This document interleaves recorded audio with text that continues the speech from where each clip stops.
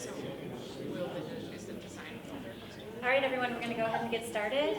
We're having some technical difficulties, but I want to just welcome everyone here today. My name is Ann Larson. I'm the Director of Government Relations for the Department of Enterprise Services. While Jesse's working on our computer, why don't we go ahead and introduce ourselves and say where we're from, what agency, and what we're representing, what work group we're representing. So again, Ann Larson, Department of Enterprise Services. Why don't we start with you, Lynn? Lynn McGuire, I'm the Chief Financial Officer for the Department of Enterprise Services, and I'm on the Funding and Governance Work Group. Kristen Swindle, I work for the Department of Natural Resources and the Aquatic Resources Program. Pete Matt, Tomato Mayor. John Tomato City Administrator and on the Funding and Governance Work Group. Cynthia Pratt, I'm the Board President for LOT. Hi, Jessie. I passed a quiz already. Hi, I'm Jessie Massengill with Floyd Snyder. I work with and support TESA and Enterprise Services on the EIS. And I'm Lorelei Gentleman with Echo Northwest on the consultant team working on funding and governance issues. And I'm Adam Demansky, Senior Economist with Echo Northwest, working to support the Funding Governance Work Group and on the EIS. I'm Tessa Grinder-Brown, an environmental planner at Floyd Snyder, the project manager for the consultant team, working very closely with Carrie Martin and her team.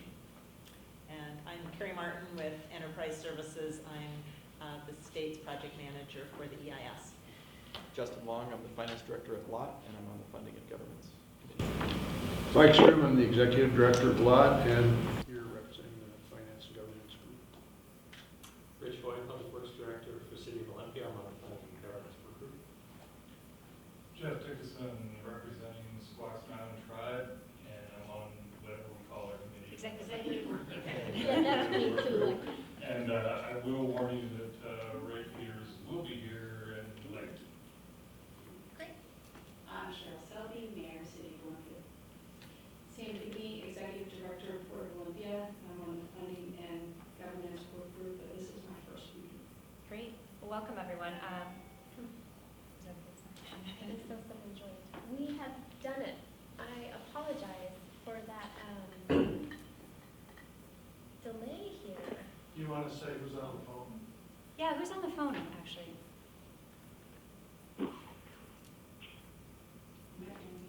Nobody. Can you hear us? Nobody wants to jump in.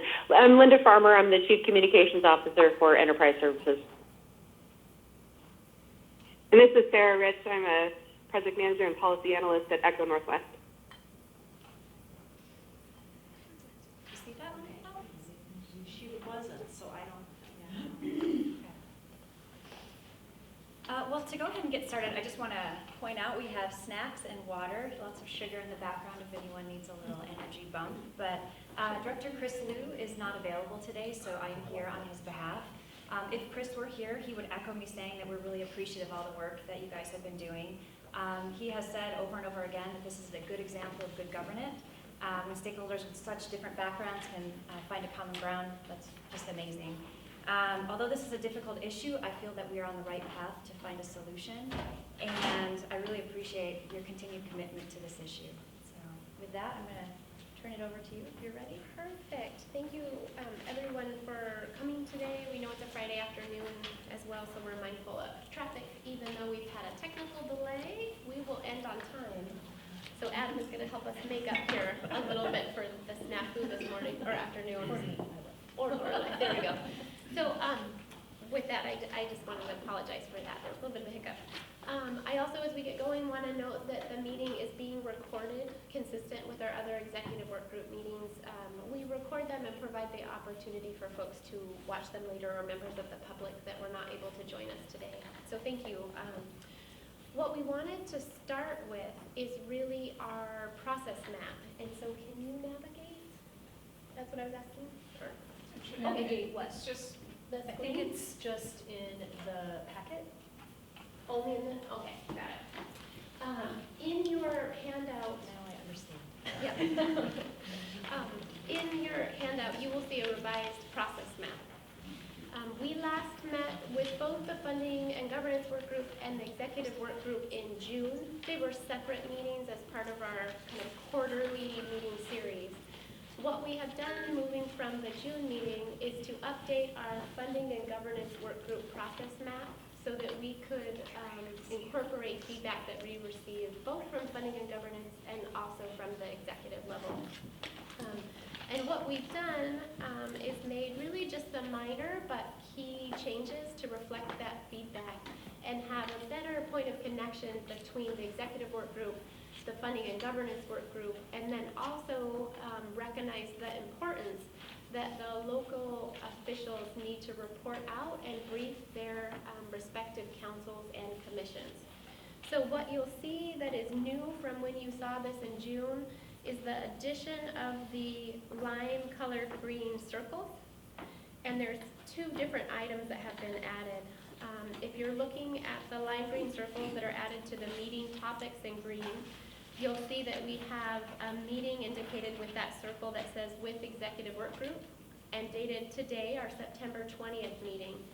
We have identified at this point 2 other opportunities for joint meetings with the executive work group and the funding and governance, where we really can bring forward the products of the work together that will be largely driven by the expertise of Echo Northwest that is with us, as well as our team, and will reflect the input from the funding and governance work group members. That we can come together with the executives, have a collaborative discussion and work session, and help us to inform how we move forward. So you'll see that identified. I really should have put this on the screen because it's hard to tell you below the blue diamond, left of the yellow box. But you'll see 2 other meeting circles in lime green, and one is reflected pretty close in line, but prior to the issuance of the draft EIS. And then the next is coming out of the funding and governance framework and application to the preferred alternative. And that will be associated and just anticipated to be just after the issuance of the final EIS. The other addition that we've done are the green circles that say CC with an asterisk to better define what that means. And that refers to the council and commission process briefings that we heard would be conducted by the work group members, but that we would support those efforts. So for example, if we were to understand that the City of Olympia and the Port of Olympia were both providing briefings to their commissioners and their council, we would want to support with consistent messaging and help you to have responses to those questions you would anticipate your councils or commissioners would ask. So we would anticipate providing materials that then you could use to help make best use of those briefings. We've identified those. You'll see another 3 additions that help us keep them up to date as we move forward and through our work together. Any questions on that or additional input as well? This really reflects what we heard from folks in June. You're anticipating those briefings would occur after the first of the year? Is that, if I'm reading this correctly? After the first of the year, in terms of like looking at Q1 2020 right there, is that what you? The C/C. Yes, that's right. Okay. But we would, those would occur, they could occur over a multi-week period given the councils and commissioners' schedules. So it's pretty flexible of, it's basically when you need that for your processes. And we would just want to make sure that we support you and have, again, that consistent messaging. So they're approximate based on your own government schedule.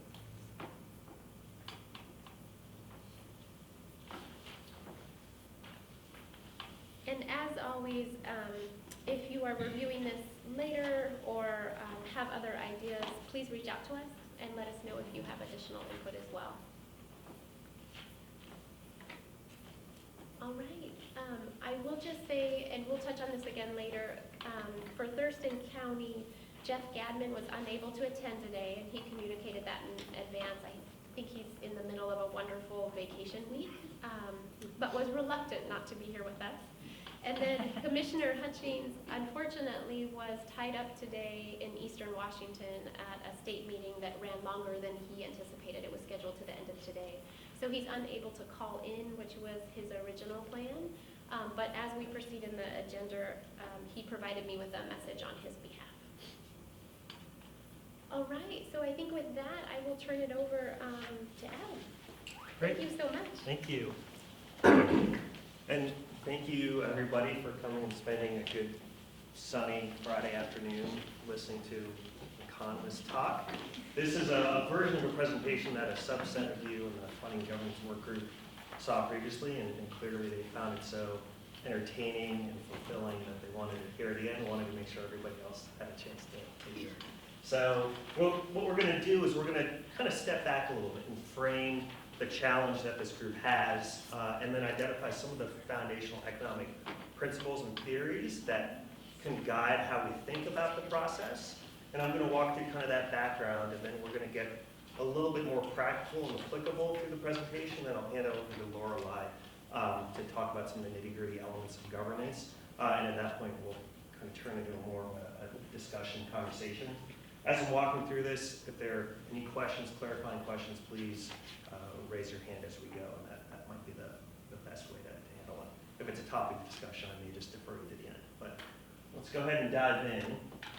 What our challenge, or the challenge of the group as a whole, is to figure out how to pay for the preferred alternative, calculate the preferred alternative. And we want to identify one, a mechanism, funding governance agreement, that is efficient, that's equitable, and sustainable. And so what I want to walk through here is the foundational economic principles. What's great is that this group already developed a set of guiding principles. These are 10 guiding principles that were agreed to by the Funding Governance Work Group before we even got involved. And there's a couple things here that really speak to foundational economic theory, and I'm going to walk through each of these. One, those who contribute to the problem should participate in funding for paying for the solution. Two, those who benefit from the solution should participate in funding or paying for the solution. There should be shared distribution of costs, there should be state participation, and it should be watershed-wide in scale. So the contribution of benefits, the distribution of cost, different elements of participation and scale are all things that we're going to be speaking to and try to make sure we incorporate it as we go forward. And Adam, one sec. Hi, is that Commissioner Zeta that just joined us? Hi, the Zoom meeting doesn't appear to be working, huh? I'm sorry, was that you, Zeta? Yep, it's Zeta here. Okay, perfect. We can hear you. I hope we sound okay to you, and the Zoom should be working. We have that up and running. If you were to click on that link, it should open up for you, and then you would see the screen that presentation we're walking through. Okay. Application of economic theory. That's it. That's one. You're there. Nicely done. You're off to a better start than us this morning. Okay. No, I've been trying to connect for about an hour, but I'm glad I'm with you now. Oh, thank you. I'm so sorry about Sure. that. Keep going. I heard the beep and just. Yeah, of course. So I've got 4 topics. So how do we being an economist or special type of person, how do we define value? How do we define efficiency? What are some conditions in economic theory that help lead to agreement? And then how does equity affect agreement? And so I'll walk through these kind of theoretical pieces and try to relate it to our process here. So how do economists define value? Well, value to an economist it's a very simple definition. It's what you're willing to give up to get something else. Money is a medium of exchange and store of value, so we often value things in terms of dollars.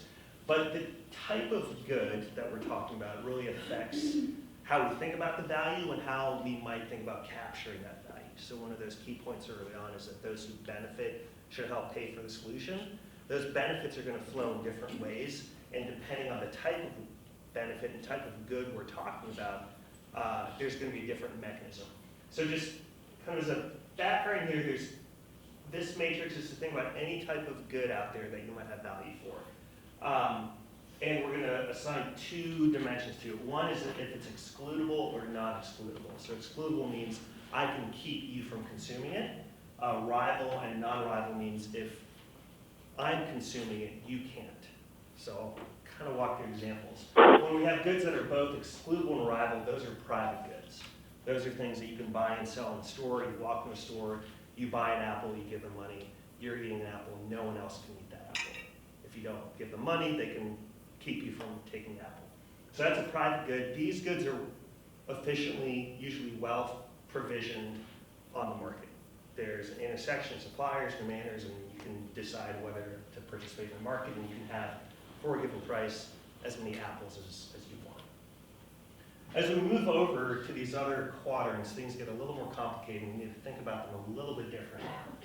So something that's rival but non-excludable is a common good. The classic example is fish in the sea. So without any fishing rights or restrictions, you go out and you catch a fish. Somebody else can go out and catch that fish. There's no way to prevent you from catching that fish, but if you catch that fish, take it home and eat it, nobody else can. So it's a rival good, but it's non-excludable. There's a series of economic conditions that can occur here, known as the tragedy of the commons, where you have an inefficient allocation of goods, where people aren't participating in kind of the efficient provision. So this is where a lot of our fishery regulations come into play. If we move down here, something that's excludable but non-rival is a club good. So the classic example here is cable TV. That if you don't pay your cable bill, you don't get to watch cable TV. But if you're at home watching HBO, that doesn't prevent anybody else from watching HBO. So it fits into a different category. There are different ways to capture that value and think about the efficient provision of those goods. And then the final category here is somewhat the most complicated. It's something that's non-excludable and non-rival. And these are things like environmental quality, water quality, air quality, national defense. These are things that whether or not you pay taxes, whether or not you participate in government, if you live in the United States, you're consuming the same level of those public goods. They're non-excludable and they're non-rival. And as we move forward and we start identifying the benefit flows that might accrue from the different alternatives and the different options, we need to think about which of these categories does that benefit fall into, and how might we think about capturing that value and efficiently allocating the cost of those benefits. So here's just kind of a limited example. Towards the middle of the presentation, before I hand it off to Lorelei, we'll go into more detail. But just examples of how the type of value affects potential funding mechanisms. So if the preferred alternative is something that is going to improve property values, that's a private good. It's a local public good, but it's a private good, and you can capture that value through a local property tax levy. The houses are bought and sold on a market. There's a way to capture that increase in value. If there's an increase in downtown business revenue because of one alternative, there's a sales tax that can be put in place, and that's going to capture that value, that benefit that's accruing. Dredging costs downstream in Bud Inlet are a bit of a private good, a bit of a club good. We've got the port, we've got the marina and the yacht club. There might be a way to capture those benefits, and there might be a direct transfer to or from the marina and the port, depending on the implications of that chosen alternative. Fishery tax rates. We mentioned fisheries as a common good. This is where licenses and permit fees and other allocation mechanisms for fisheries might come into play, and that may be a way to capture those benefits. The bottom two are the public goods. Those are those complicated ones, and they're separated into two types here. One is what we call non-use values. So those are the ecosystem services. This is the amount that really anybody in the state might be willing to pay or might benefit from knowing that the environment is in a better condition. There's no market that occurs. Nobody has a chance to go out and buy the level of environmental quality we want. So that is something that's kind of inferred, it's broader on scale, it's not related to somebody's use of the alternative. And this is where the state may come into play. The state is a natural resource trustee. Let's go back one more. And the bottom one is recreational use value. So this is another type of public good. Walking down along Capitol Lake, it's not excludable. If it's not crowded, it's not a rival. But it's also public good. It's more of a local public good. So it may not matter to someone who lives in Spokane, but it may matter to people that live in the area here. And so this is where the city Olympia, local jurisdictions may come into play. So let's go ahead to the next slide. So that's how we think about value. The next concept is efficiency. And so again, economists have their own way of defining things. So efficiency is, we use this category called, an outcome is Pareto efficient if you move to a new state of the world where at least one person's better off and nobody is worse off. So I've got three scenarios here where you have $100 and you split it between two people. If you give both people $50, that's an efficient outcome. If you give one person $100 and the other person $0, that's also an efficient outcome. Nobody's worse off than they were before. But the second, where this person doesn't get any of that allocation and then also has to forego any bit, that individual is worse off, and so that's not an efficient outcome. So, get pretty graphics here. First two are efficient, third one's not efficient. Now, this one's probably going to feel pretty troublesome, but under our efficient condition, it is still efficient. What probably makes you feel like it's unfair is an equity question. And so then there's a question, how do economists define equity? But I'll get to that after I talk about co-seam bargaining. So the question is, when you have different sets of costs and benefits and flows and property rights, how can we identify the set of conditions that will lead to agreement? This has been evaluated and discussed in the economics literature for a long time. Ronald Coase was a lawyer that actually got the Nobel Prize in economics for his theory of co-seam bargaining. And it's a very classic example that's not all that different from some of the scenarios that we're talking about here in Capitol Lake. The classic example is where you have a factory that's generating some kind of pollution that's upstream of some user, and the user is harmed by the activities of the factory. So in this example, it's a factory, and we've got a fisherman operating downstream. That factory is polluting, it negatively affects the fishermen, and there may be an optimal solution that is going to make at least one person better off.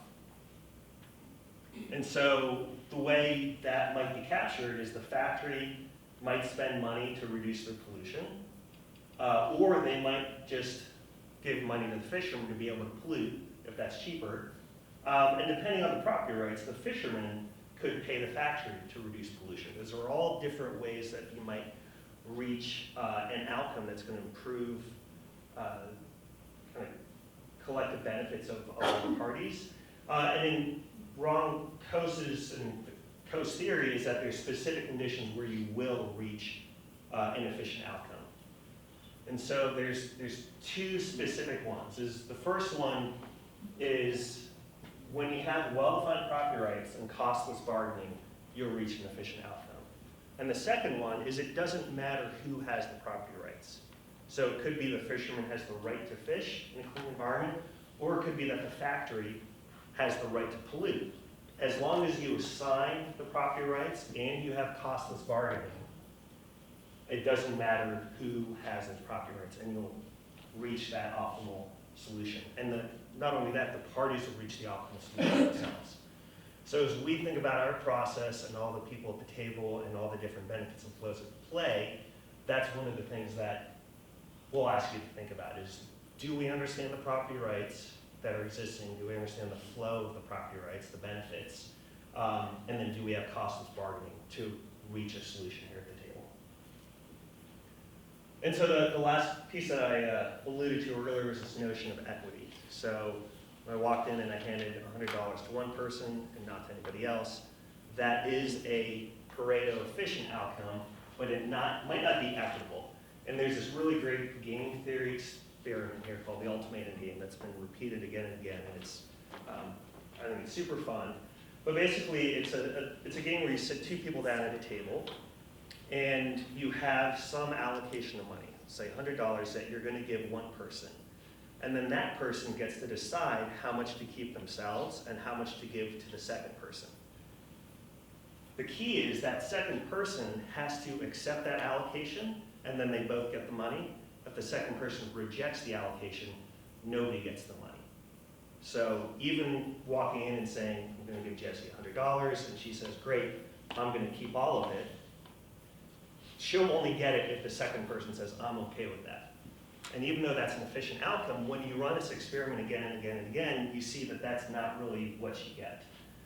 So when you do these experiments, you find that actually that first player usually offers between 40 to 50%. They don't really keep all of it. And then when the offers do get low, about half of the people reject the offer if it's below 30%. And also what they've done is to say, well, let's try $100, let's try $10, let's try $500. And really, the absolute amount doesn't matter as much as that share that's offered. So as we move forward and think about benefits that are flowing, how they're going to be shared, or how the costs are going to be borne by different groups, think about this game. And so if you're the first player, what's the offer that you should be making so that the second person agrees? And what's the offer that might get rejected? So the notion at the end of this is we want some sort of collaborative agreement, and this is one way to think about that.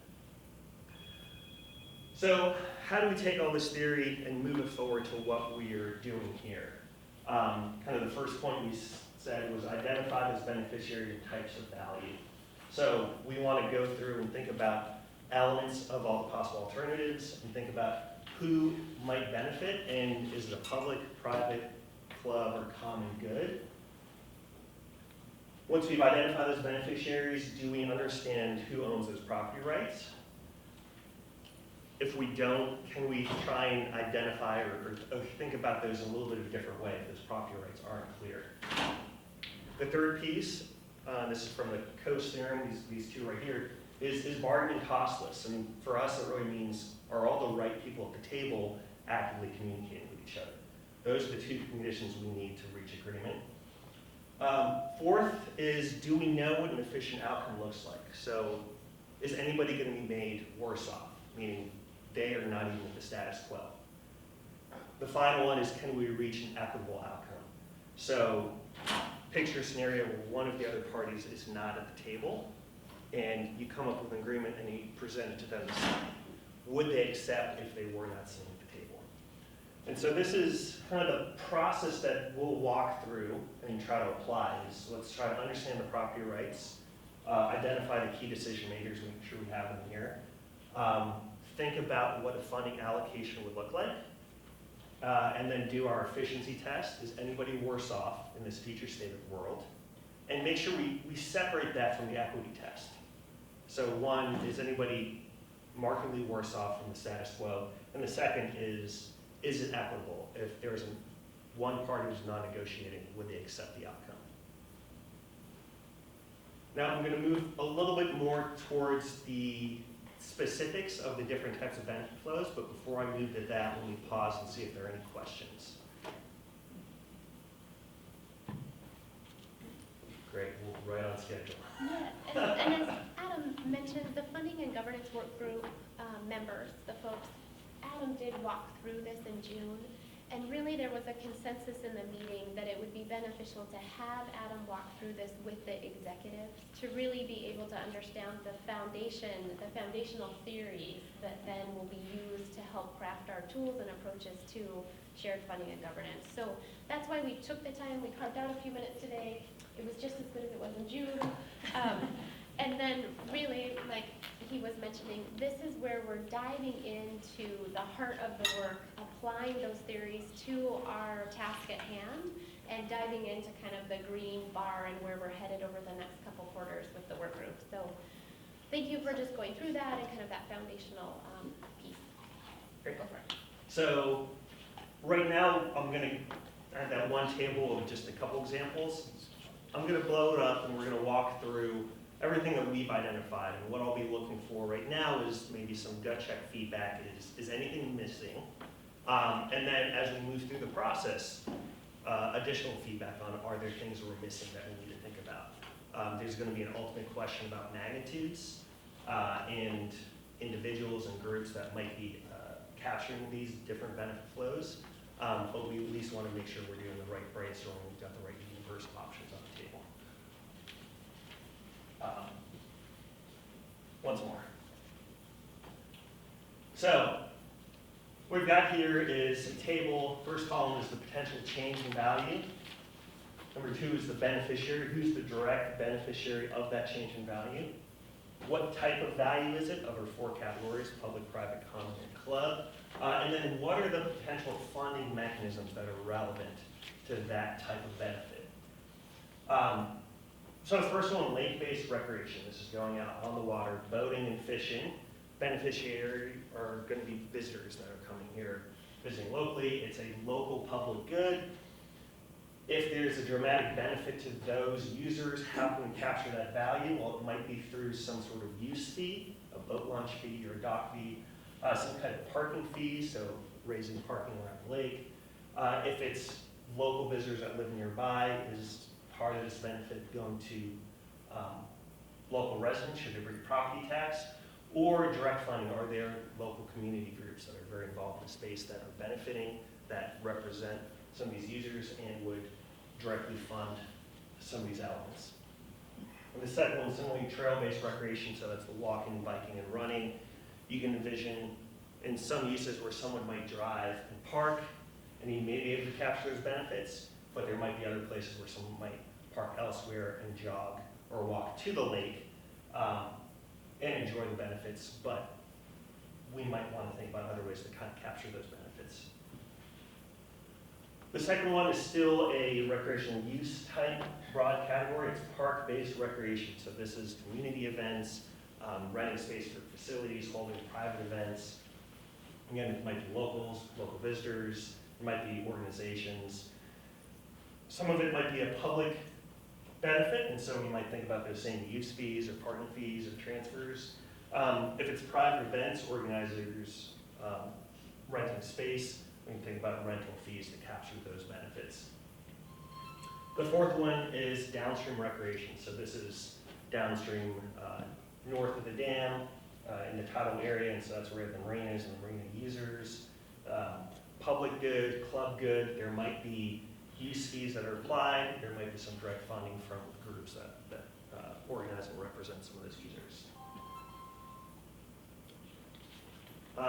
Let me go back to that. So this is the scope of what we call recreational use benefits. Let me get an initial reaction around the room on whether we've captured the universe of people physically utilizing the space and either benefiting or losing value from some elements of the alternatives.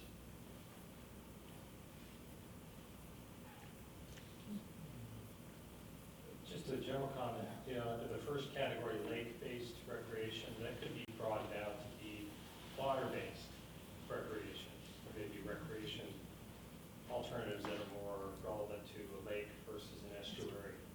Yeah, that's a great So, point. Yeah, you're right. A particular option.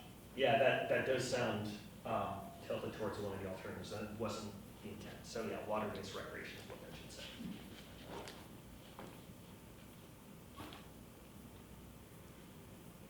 Okay, let's move to the next category. So we mentioned property values from people that live nearby and might use the lake. You can picture a real estate listing, and one of the attributes the real estate agent is pitching is that you can go jog around Capitol Lake. But there also might be property values for people that have a view, a specific view of the lake, and other amenities associated with some of the alternatives, how that might vary.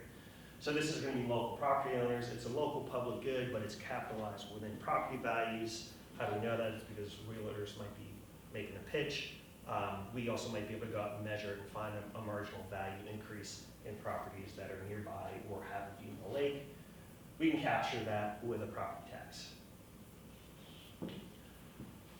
Next one here, we're shifting gears a little bit to broader groups. There's trade sector activity or trade sector activity. So this is benefits from channel navigation. So elements of the alternatives may affect costs of dredging downstream or access downstream, and it might increase or decrease those costs. These are going to be private or club goods, and the beneficiary is going to be the port and some businesses associated with the port. This might be the case where we can actually identify that change in cost, the change in dredging costs associated with an alternative, and we may identify direct funding to capture that. And direct funding could go either way. The third one, downtown business activity. So this is tourism, local visitors.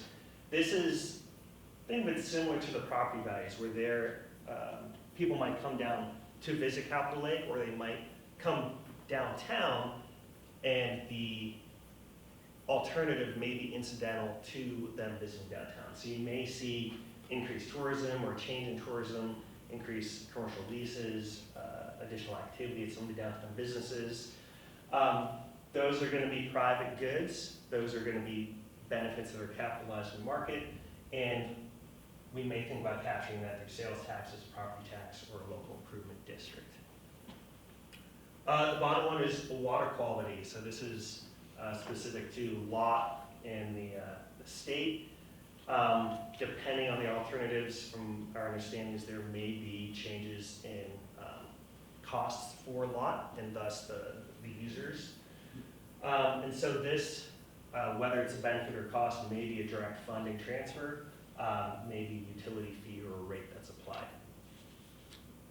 Let me pause here and get reactions on this subset. So property values, the private business elements, either downtown or associated with port. And I'm sure there's a lot to talk about with lot, but initial reactions there. I'm having a hard time understanding channel navigation as solely a private value. Can you go on a little more? Well, so it should have an element of public value. I mean, what do you say? Well, like, who are the other beneficiaries you have in mind? Well, And I'm not disagreeing with you. I just want to follow this. For example, the federal government is heavily invested in maintaining channel operations, not solely for the benefit of the private sector, but for example, you occasionally have military loads come in here. It's broadly public, but I think we can imagine some other circumstances that would be generally where the public is the beneficiary, not a private party or business. Emergency natural disaster response is helpful. Great, thank you. Yeah, that's great points. We're taking notes, we'll definitely include that. Yeah, and that's the kind of discussion that I want to have here. I don't want to present this as the absolute right, but I want to hear your feedback and thoughts, and is this too narrow? And it sounds like in that case it is.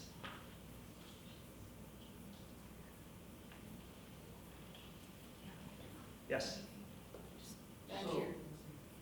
Oh, good. We got two. So lot, as an entity, isn't really benefiting, it's the ratepayers Right. of lot. Right.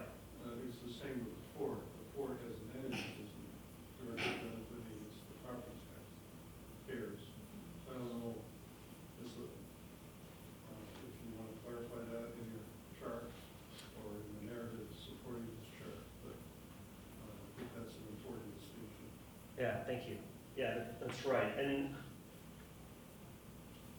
I think that may be places where the categorization of type of value is a little narrow.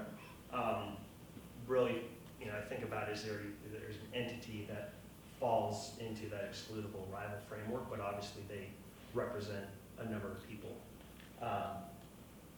And the costs have to be allocated somewhere across them. So there's a second tier of cost allocation concerns that each of them face. So thanks for that. That's getting back on the point about the channel navigation, doesn't seem like it's a private, I'm not sure we're getting it right, which one's non-rival or non-excludable, but it seems like if the channel's clear, that it's not like just one. Right, it's Yeah. non-rival and non-excludable, so that's, yeah, certainly a public element there. Yeah, Yes. and I think that is, I think the analog to that is the federal aviation program that defines aviation space. It's the same with the navigation change. So that's a federal asset that is managed by the federal government. And so it is a public good then that, and I have some concerns of whether we're representing that clearly enough, that it is the Corps of Engineers that manages this system of public access and public waterways. Right, yeah. Certainly, and they certainly don't do cost recovery for every bit of waterway. So there may be another element here and maybe another player that is the core that maybe we need to think about going forward. Yes? So, I mean, I guess it's dependent on how you define public, but lot in many ways is both business and ratepayers. That includes businesses as well as residential. And so it's a little different than my version of what public is. Right, yeah, and so kind of a public utility bit where, in some cases, people are paying for use, but some of the costs are shared. So I guess I think of lot here as an entity. That's where the direct funding might come into play, because there may be a transfer from the entity. But the same way for the state and those non-use values, ecosystem services, their function as an entity representing a broader set of users. I think we should think about the benefits or costs to a lot and how those benefits are accruing. So that I think the good example is ecosystem services, where a better environment accrues directly to a household if they value that. But for a lot, if we're talking about regulatory costs or cost to upgrade facilities or manage their processes different, those are pecuniary. We can figure out how much that is, and then it has to be passed off to the ratepayers. So that's a little easier to quantify and to identify how a transfer might occur.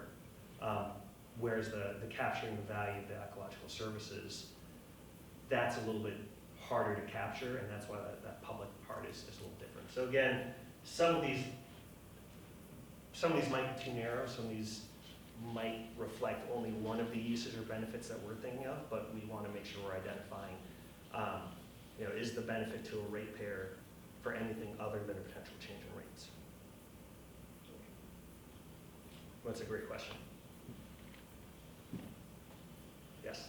So if I'm a person in the community who says, I just want the environment to be good because I value a clean environment, how does that fit into the economic theory? Yeah, so I think that's on our next slide. So this is the fish and wildlife habitat. That's that notion of the non-use values of that person doesn't have the opportunity to go to a store and buy the amount of environmental protection that they like. And in some cases, that environmental quality is under-provisioned. There are ways to calculate that. There are ways economists do look at other trade-offs people make, or we do survey-based approaches that create a contingent market where people have potential opportunities to make a pecuniary transfer for a set of environmental quality. So we can identify that value that's accruing to those users, but it's harder to identify the market that we would then enter and tax or impose a fee on. And that's where this kind of broader concept of the state being involved as a natural resource trustee comes into play. So these are kind of those public, I don't want to say nebulous because that implies that they're in any way less valid, but they don't always exist on a specific market. So there's cultural, spiritual importance, public benefits, tribal benefits. These are elements that within the economic framework, it's of value for a resource that doesn't have available substitutes.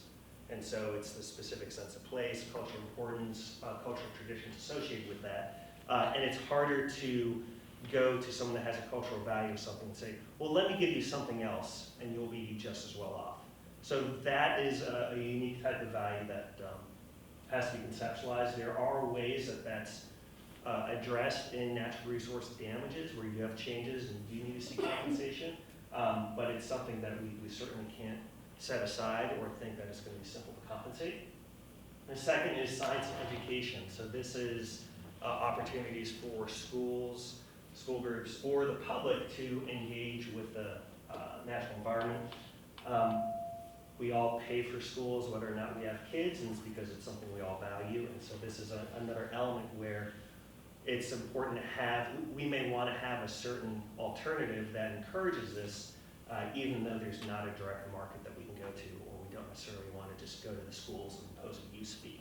So there might be a way that there's direct funding, there might be a transfer from the state or the school districts, or you might seek contributions or grants. To extend the conference for 15 minutes, press 1.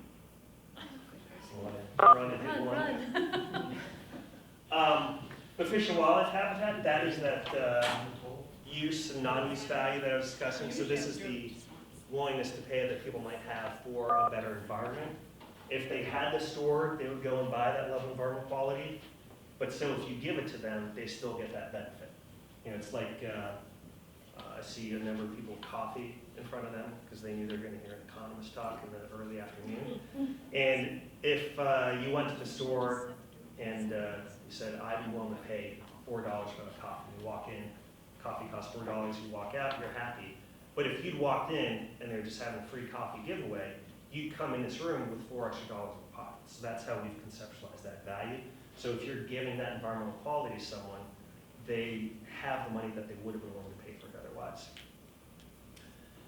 And then at the bottom, flood protection and mitigation. So this is going to be any property owners and public or private property that's going to be affected by any of the alternatives. So we want to make sure we capture that as well. Like the other slides, let me pause here and get comments or reactions. This is more of those categories of public goods, and we want to get a sense of what are we missing, what have we mischaracterized. Well, several comments, and first one on cultural, spiritual, I can let Ray correct me if I'm wrong, but I've been at the tribe for a long time, and I've always been instructed that tribe is unwilling to submit cultural and spiritual values to any kind of economic analysis. An economic analysis implies that there is some price, whatever it is, and the tribe's not willing to go there with cultural and spiritual values. Going to fish and wildlife habitat, I'm not so sure I agree with the characterization as to how it affects. I think it affects tribes differently than it affects, for example, the state agencies or the common public, because that is a reserved right, if you will. It's not a public value, it's a reserved right of the tribes. And so I'm just not sure I buy into that limited characterization of how you put that. Thank you. Yeah, I certainly acknowledge, and that's going to be very important going forward. The fish and wildlife habitat, and the reason it's distinct is that there are ways to, there are different ways of the state and federal agencies to compensate with other fish and wildlife habitat. So if there might be a scenario here where one alternative creates better habitat than another, but then we could also go elsewhere in the region and create the equivalent habitat or more for a same or lower price. And so there we'd be making a decision on what would we prefer. Is there a local benefit to having it here, or is there another way that's might cost less and might require a lower funding requirement among the group that can provide the same set of mitigation? Again, I'm not the one to say right now what that equivalency is, but it's something that's potentially possible here, the way that we might think about creating mitigation for any of the other benefits on here. So that's just something to think about, this as being a little different to this, and that there may be paths forward here to maximize fish, wildlife habitat, or ecological services, both within and outside the project. Yes? Another comment, back on the previous slide, you have downtown business activity as being a private value, which makes sense. Also, just in the context of downtown Olympia, having a vibrant downtown, a vibrant waterfront, there's a public value associated with that. And so I'm not sure where I see that reflected in what you have so far. Yeah, thank you. Yeah, we'll make a note of that. So I would say for any of these outcomes, the public value might be, aside from somebody going down and spending money, but someone going down and enjoying the space would be similar to using one of the alternatives. So there's a public value there as well that may fit into more of that recreational use type category, but definitely. Thank you. Next slide.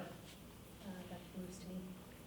Okay, well, any questions on anything I've gone through right now?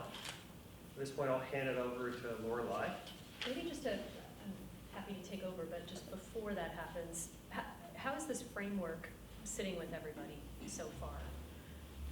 Questions or comments, just sort of at a high level about the direction this is going? No? Okay. Oh, wait till the end and then we'll Yeah, see. I think the next step is where it gets particularly interesting. Okay, great. Well, I'm glad I'm taking over now. Maybe before we go on, should we check in with Commissioner Zeta and see if, is there Thank anything you from for that on the reminder. phone? Anything from the phone? I appreciate Jeff's comments and Sam's response. Thank you. Okay. So, as you all have intuited correctly, it's about to start getting real with some talk about potential funding sources and governance models. But before we dive into the details of that, just a couple of table setting comments here.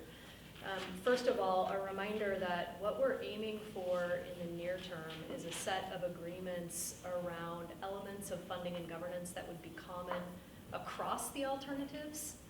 We recognize, obviously, that the specifics of the eventually selected alternative will be an important contributor to decisions around funding and governance, but we don't know that outcome yet. So right now, what we're looking for, and part of the reason that we're staying at the theoretical level and starting with that sort of foundational piece, is that we want to make sure that we're thinking about what are the elements of the beneficiaries, flows of value that are going to be common across all of the different scenarios. The second sort of comment to help to set the table for this conversation is that Jesse walked through our process graphic at the beginning of this, and we're still in the very early phases and have designed a process that recognizes the complexity of these decisions and allows multiple conversations to sort of narrow us down closer and closer and closer to something that feels like we can all agree to it. So there's no decision making that needs to happen today. At this point, what we're hoping to get feedback on, really at the high level, is how's that framework resonating for you all? And then of the list of things that I am about to walk through, I'm not going to delay for too much longer, on funding tools and governance, what's missing? What are the big red flags? What big questions do you have, so that we can make sure that next time we come back to the funding and governance work group with another discussion, it's informed by the input, curiosities, issues, concerns that you all have. So that's what we're looking for at a high level today. These funding mechanisms that are up on the screen should all look fairly familiar to you, because they have been sprinkled throughout the slides that Adam just presented and tied to a set of beneficiaries. But maybe it's worthwhile to just walk through in a little bit more detail. There are handouts in your packets that include some additional information that it might be helpful for you to reference.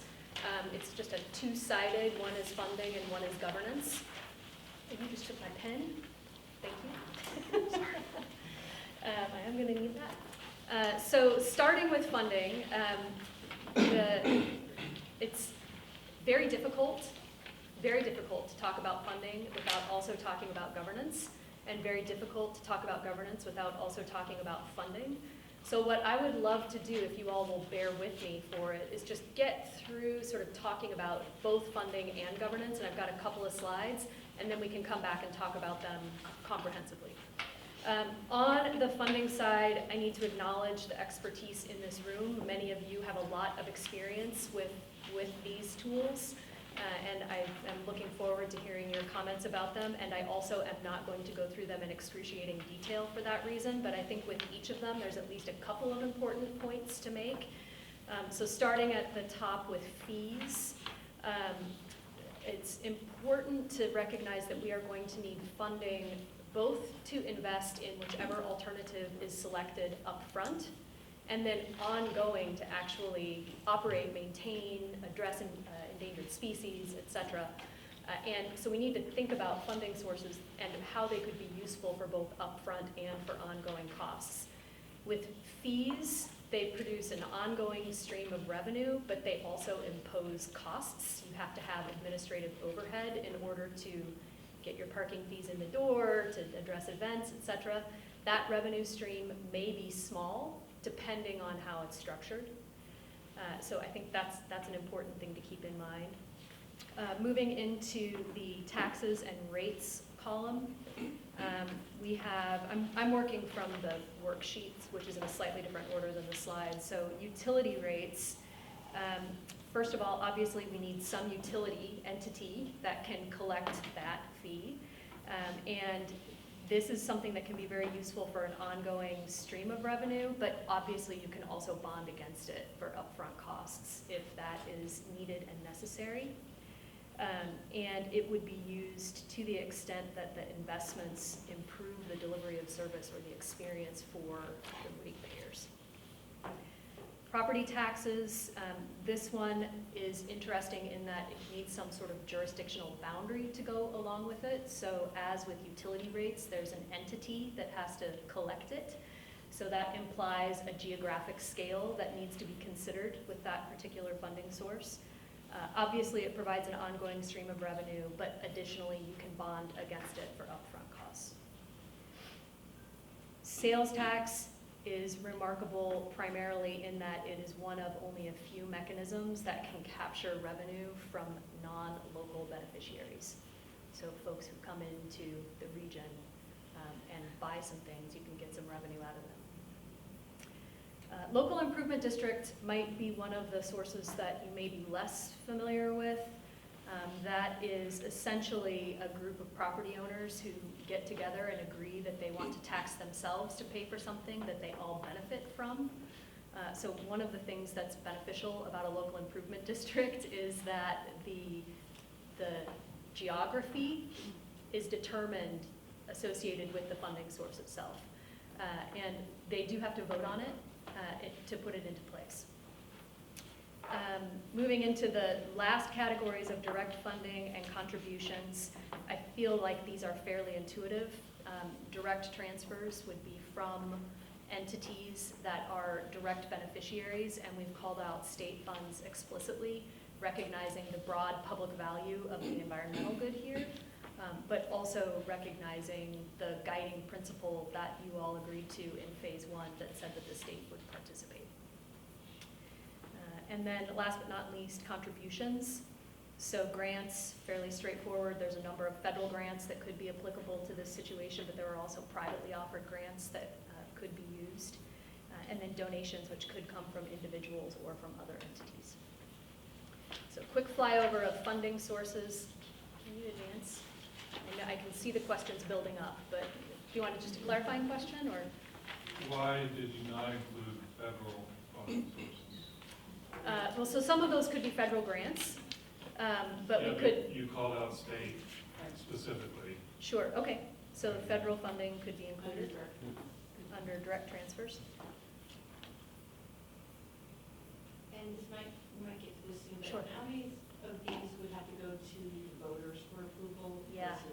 Versus Lots of them, but not all of them. So yeah, and that'll be an important consideration, I'm sure.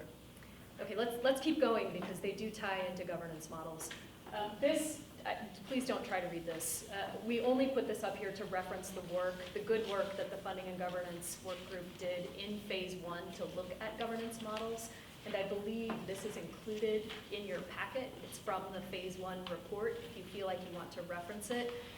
We did build heavily from that when thinking about governance to make sure that we were taking advantage of the work that had already been done. We'll advance to the next slide.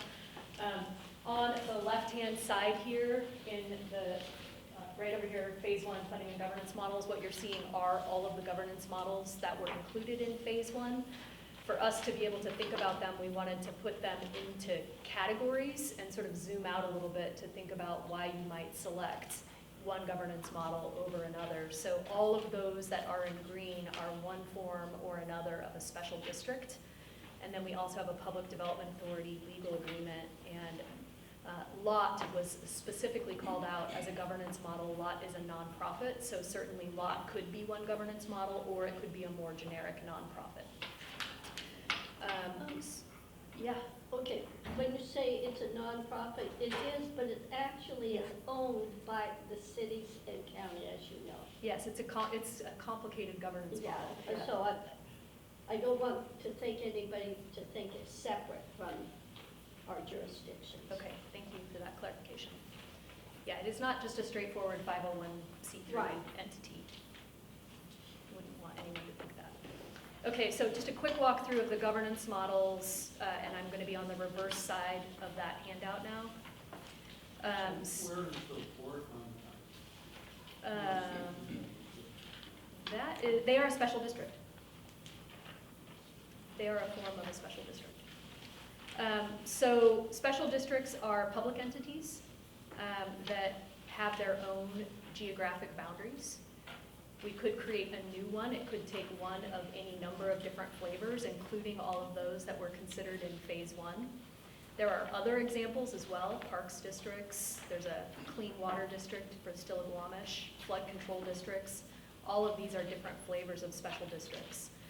Fundamentally, they are public entities, and as such, they have the ability to charge taxes and can bond against that. The statutes will define specifically what can be done with them, so depending on the type of district, it might have different sets of authorities or different sets of revenues that are available to it. But at the high level, that is a public entity with a special purpose of perhaps building and perhaps maintaining the facility. A public development authority is special to Washington.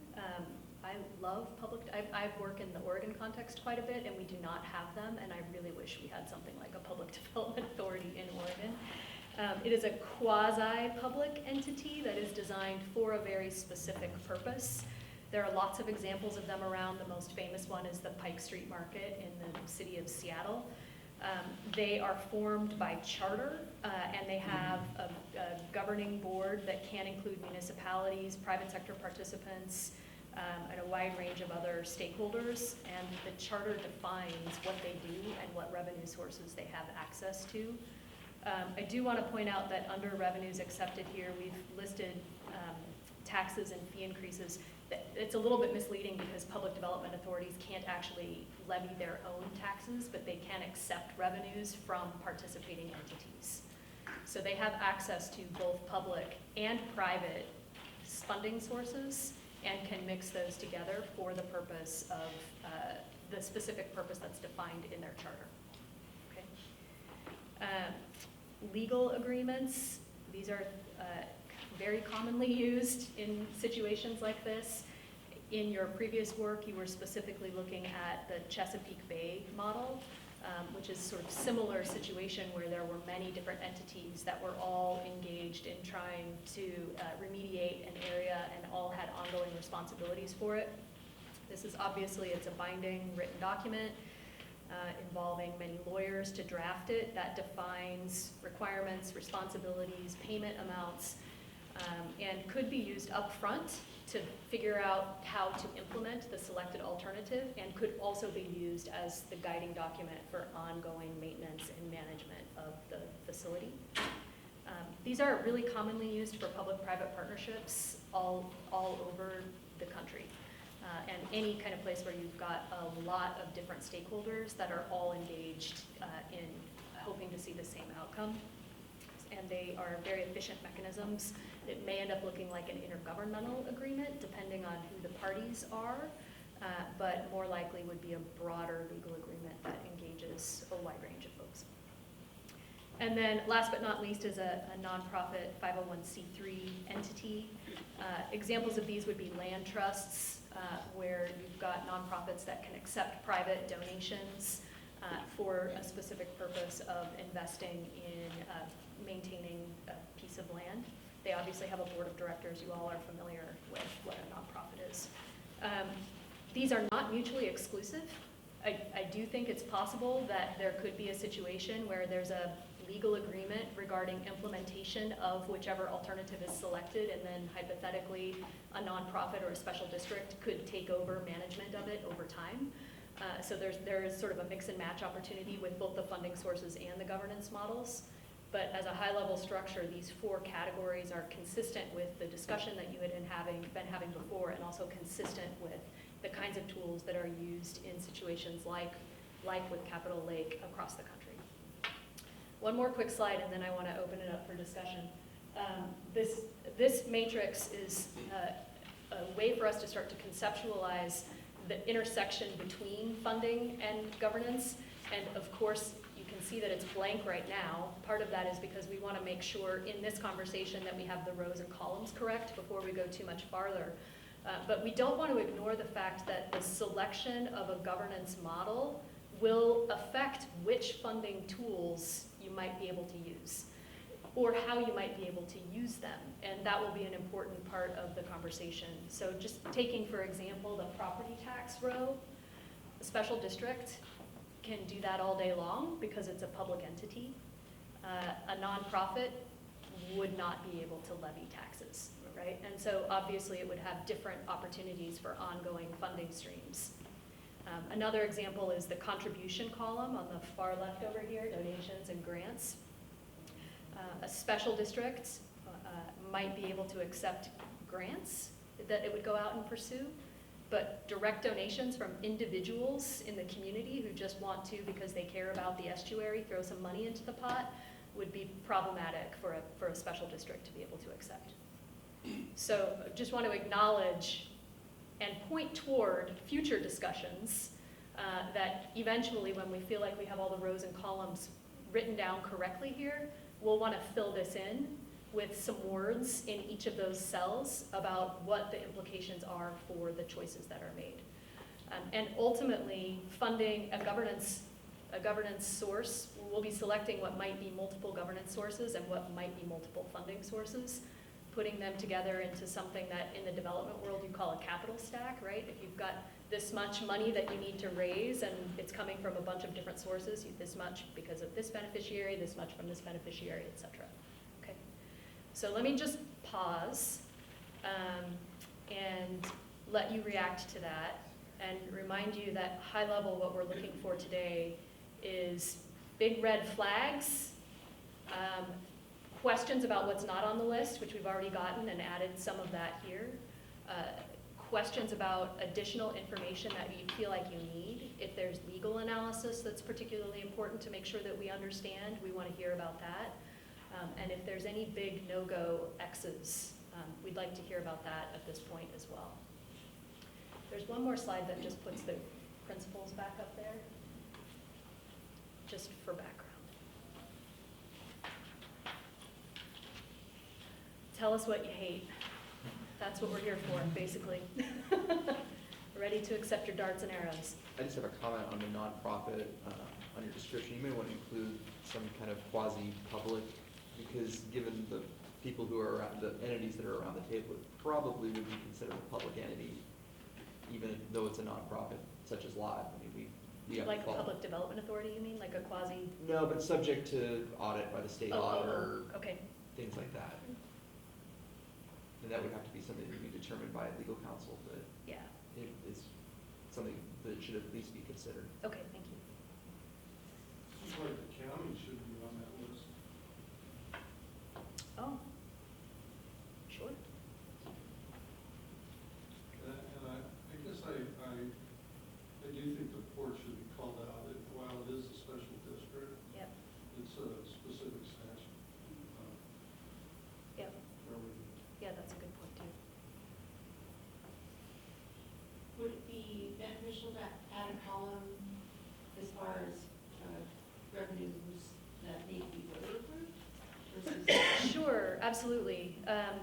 On the, and thank you for bringing that up. On the funding models table, we certainly will need to be thinking about that question of which is voter approved and which is not. Can hinder collection of revenues. Well, and it's not just on the funding sources, depending on how, if it was a new special district, and depending on which kind it was, that might also require a vote to get it in place. That'd be handy. It may also have independent elected officials associated with it. Yes, correct. And their own commission, right? Correct, yes, that's right. It's a whole new public government entity if you're creating a special district. And on that same vein, statutory changes in the legislature would be helpful, and WAC rulemaking. Okay. There's one other, it's not specifically called out here, but I'm not quite sure where it would fit. That in 2013, the state also passed a thing called the Joint Municipal Utility Services Act, Okay. which allows entities to come together and provide some form of utility, but the interesting thing about it is, in contrast to what you just said about special purpose districts where you have independently elected directors, the J. Musa model allows for the utilization of existing elected officials from those entities which, through an ILA or a cooperative agreement, develop this utility or this district. So it can be for a special purpose, it can be for whatever it needs to be, but you can have multiple entities come together to create that, and it's legal for them to utilize existing elected officials to serve as the governing. That's what made it unique over a special purpose district. Right, okay, so something like that, perhaps in coordination with a legal agreement or an IGA could be So allowed. when LOT was formed, the reason that it became a corporation was the municipalities that had been part of the partnership for years did not want to give up the governance of that utility to specially elected representatives. In other words, it takes away from the existing representatives. So that's why they did the nonprofit. But there was nothing in existence at that time that allowed for that kind of formation as a public agency. So J. Musa is what created that platform where you can create a public agency. It can utilize existing elected officials, and it operates under an ILA or a joint powers agreement. Yeah, thank you. I think I saw this hand first. We'll come back. If you could go back to the slide that has kind of the basic framework for the benefits and those who benefit from the value. Yeah, and those who benefit should pay for, and those who contribute, you should pay for. I think that's that one, yeah. So I think one of the, and perhaps I'm just not seeing this in here, but I'm concerned that it is missing a element, and that is those who are impacted either with foreknowledge or unintended consequences must be made whole. And I think that, certainly one of the things is, I think there's an element of federal and constitutional treaty rights in here that they're in a wholly different bucket than the local buckets here. And so we get back to the federal rights and assets that is a federal water or navigable water. And so unintended consequences, or even known consequences, I don't think that this is, unless I'm not seeing it, this is not picking that up. Is that, what about impacts to those that are literally downstream?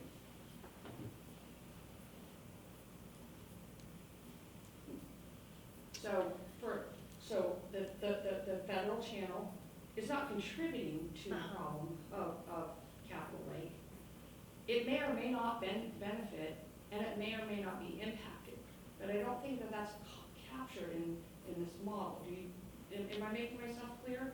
Yeah, I think I'm understanding what you're saying. These words are from the phase 1 work that the Funding and Governance Work Group did to identify a set of guiding principles for this group. So I think what you're suggesting is contemplating the importance of impacts, downstream impacts, as part of our thinking about which funding and governance model gets selected, correct? Yeah, and especially when it comes to, constitutional treaty or federal assets and rights. Yeah. Because that seems to be very kind of state and local centric. And with that, I think then it goes into also what the governance model may or may not be, because quite frankly, if we come up with a solution and the Army Corps of Engineers doesn't like it, then it's not really a feasible solution. That's a good point.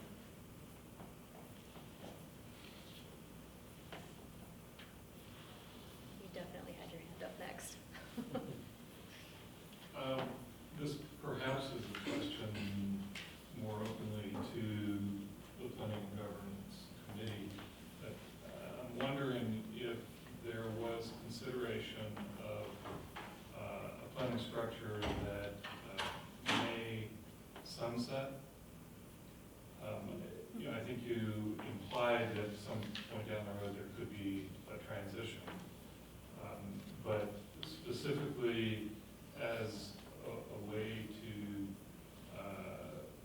measure or assess the differences between options, there may perhaps be consideration for a structure that sunsets when certain conditions are met. I can elaborate more if people don't get what I'm talking about, but. I think it would be helpful if you elaborated more. Well, as you know, I tend to think in terms of the tribe's publicly identified preferred outcome of an estuary, so nobody will be shocked by that. But for example, if you had a lake, it implies some kind of permanent level of maintenance and manipulation to maintain that lake. If you chose an estuary option, there's some period of time that would take to restore to an estuary function, where everyone would be acquiring some degree of benefit, and accordingly you might have a funding structure to recognize that. But at some point, that estuary would reach a baseline, that you could identify the criteria ahead, and at that time, you no longer need to assess, for example, the whole watershed for things. You have gotten to the point where the estuary is functioning naturally, and the only thing left to worry about is shipping channel. And that becomes more commonly a function of ports and port districts as to how to manage that. So, I'm just speculating that you could, in fact, achieve that, where you may want to sunset a funding structure that you've used for quite some time and revert to a different funding structure to accommodate the different circumstances. So I don't know if there's a funding work group member who wants to speak to whether that was part of the previous conversation, but that concept is certainly not off the table by any stretch at this point. It was discussed that would be. Can I ask, this is Zita, who said that concept is not off the table? That's Lorelei from Echo Northwest. Lorelei from, I'm sorry? From Echo Northwest. I'm part of the consultant team. Thank you, Lorelei. No, just simply said it was excuse me, discussed at the funding meetings, that would possibly be involved. And I don't think there's anything that, in any of these examples here, that would preclude that. Though it I does, just- I just bring it up as a potential distinction yeah. in how you assess the alternatives. And realistically, that's a level of detail that we would not be able to address until after an alternative is fully selected. So it can be identified at this stage as a question or something to contemplate. And maybe even a goal, depending on which alternative is selected, but not something we could decide on quite yet. Yourself. Just to put this out there, there's probably not an answer today, but I'm struggling with the word state participation. State participation. It's a state park, and the dam's owned by the state. The state has put infrastructure around it on Deschutes Parkway. So I really want to just put it out there that this is a state issue that is in the middle of our city. And I really, really feel like there's got to be a lot more than just participation in the funding and governance of the future, that unless they're saying they're not going to have a state park there anymore, then what do we do with that? I think that's an important point, and I'm looking to Anne, who's here on behalf of DES. And does Eric think that his role as DES is representative of, for example, say someone from the governor's office, or, I'm here on behalf of DNR, who is one agency for the state. But I agree with you, Mayor. I think who created the dam, who made the decision to create the dam, who made the decision to put a lot of the infrastructure in place, so depending on what the outcome is, it just seems like that party should be playing a significant role in decision-making and for the resolution, whatever the solution is. Yeah, point taken.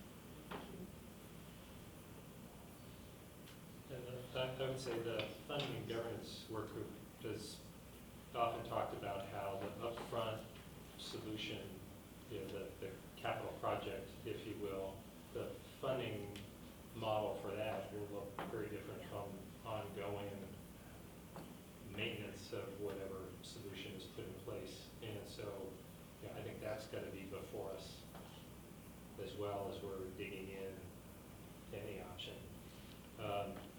And maybe just a question. I was looking at the flow chart and trying to wrap my head around how you take the matrix that you presented and start filling it in. How far can we really go not knowing what the preferred alternative is? Does the consultant team talk about that at any length yet, in terms of what we can accomplish now versus what we're really going to need to wait and see?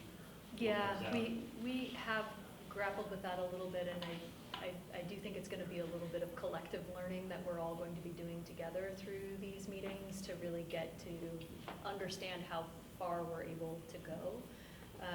It seems likely that we should be able to eliminate a couple of options, especially on the funding side, and identify, it might even end up looking like an if A, this path, if B, this path. So we'll have to continue to work on that together. I don't know if others have other comments to add to that. I think that's exactly right. What we also want to be mindful of is not doubling up the amount of evaluation or legal assessment of changes that would be required for two very distinctly different paths. So trying to make sure that we're almost doing that, but being really mindful of the time and resources that are dedicated within our objectives. So I do think it's going to be a little bit dynamic, but we definitely recognize, and really the last meeting and then this one launching off of that, that the upfront construction capital and long-term maintenance is fundamentally different, and they're fundamentally different across the alternatives.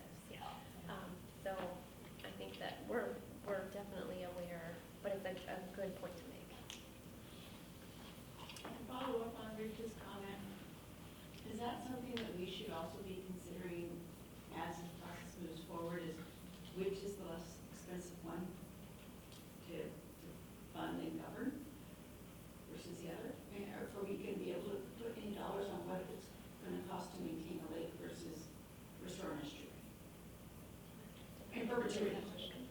She's asking, I'm just gonna repeat that because I think Tessa would be good to answer that. Mayor Selby was asking about the benefit of being informed with an understanding, catch if I get this right, of the cost of all the alternatives so that we could look at the difference between initial capital investment versus long-term maintenance and the difference between alternatives. Yeah, absolutely. Sorry, I didn't hear that. The EIS will include planning level costs, and those planning level costs will be based on conceptual design. And so we will have the opportunity to understand what those are as we continue our work here together. And then particularly when a preferred alternative is further advanced in the design in the future, those costs would become developed even further. For the maintenance, the ongoing maintenance. Absolutely. That's my biggest concern, because it seems like they were kind of comparable for, but maybe not now, because there's so much more information. But it's the bow wave, so to speak, of what we're creating with a choice that we are going to have to be on the hook to pay for. That's exactly.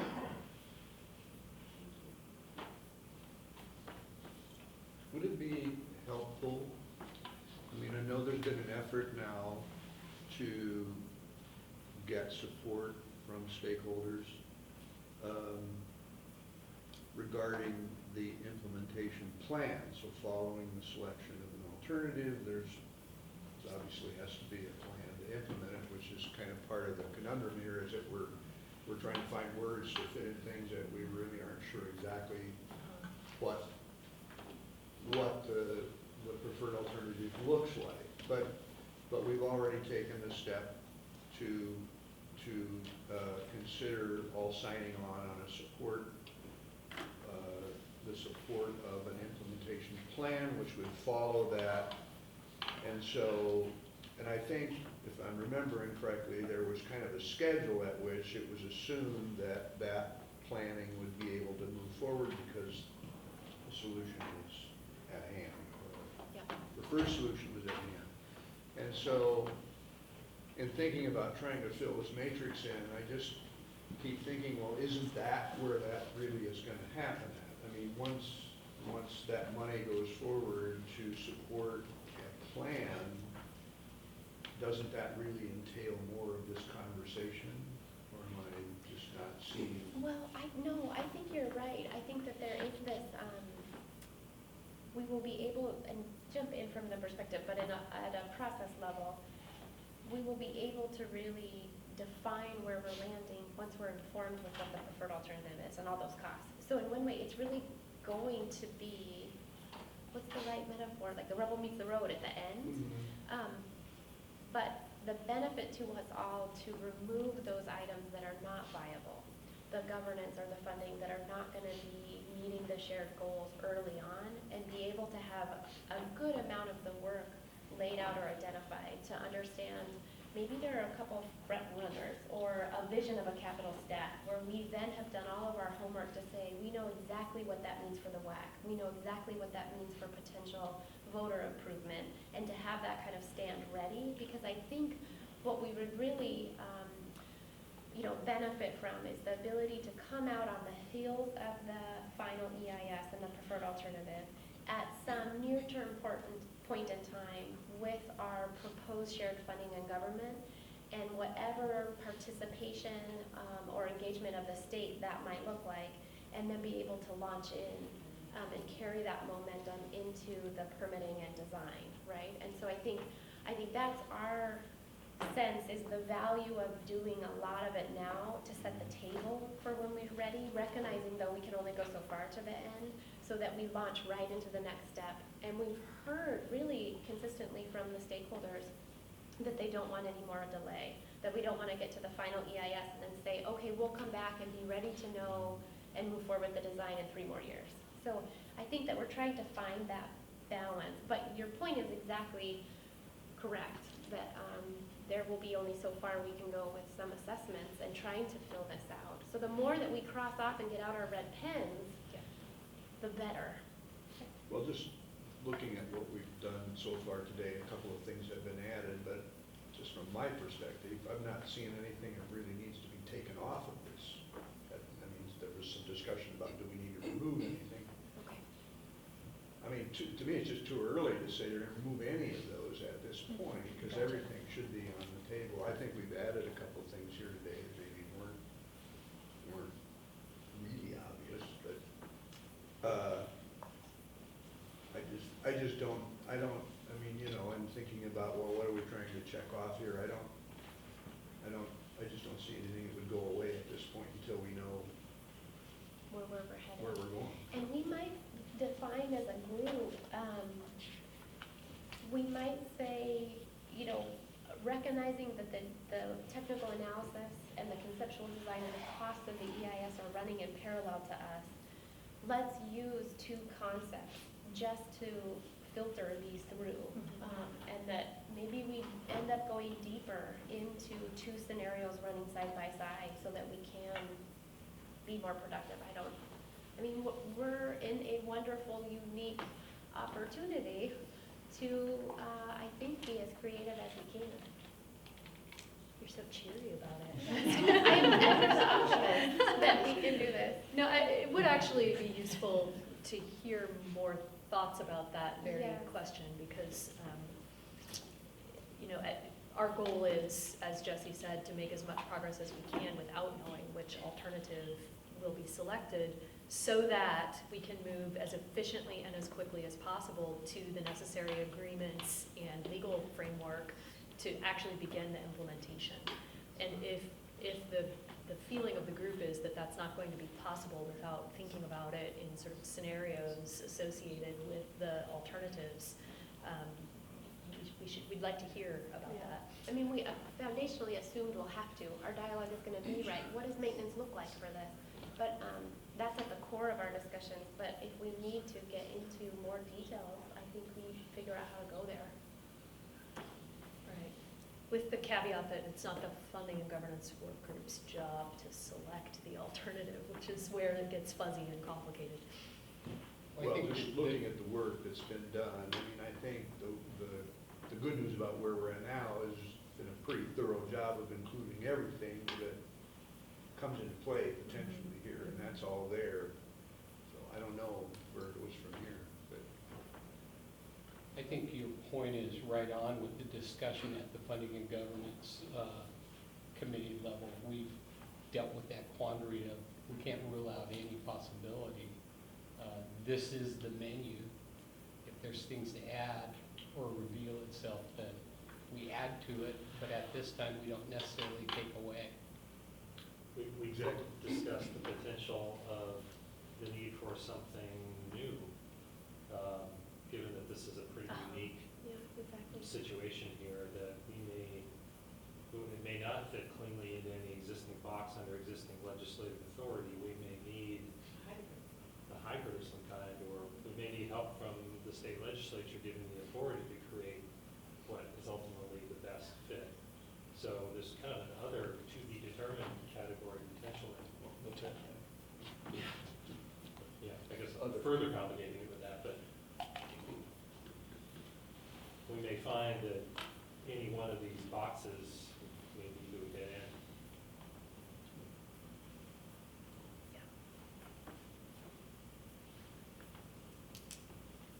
That's actually a really good point, and that, I mentioned Jay Musa earlier. That's exactly why that piece of legislation was effectively passed for one utility district in the state up north, and it was just sort of custom built just for them. And so that, you know, legislatively, that's certainly a possibility if you go in with a funding request and a request at the same time to create some new entity that does exactly what's going to be necessary here.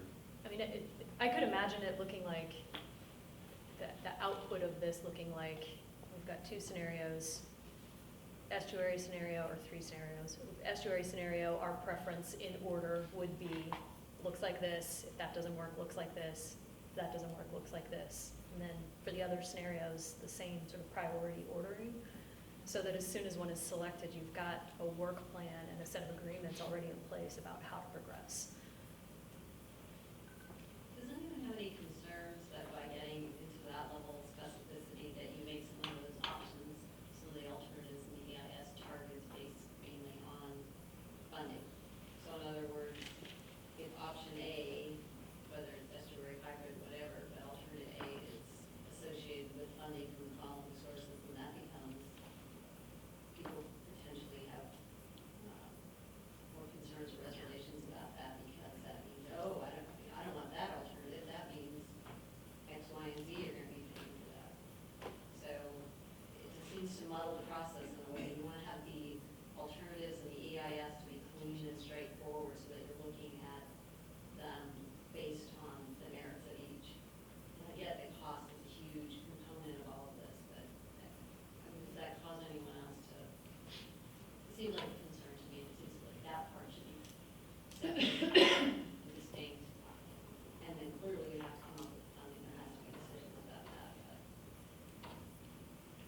it's a great point, and it's consistent with the original process that we had laid out here to really focus on what can we do that's common to all alternatives, so that we can really allow the technical analyses to speak initially, and then to allow the funding and governance to ramp up after an alternative has been selected in quick fashion, as Lucy and Lorelei have described. So I think what we'll do is we'll take the input and the brainstorming here and come back to the group when we next meet on how we address this dialogue.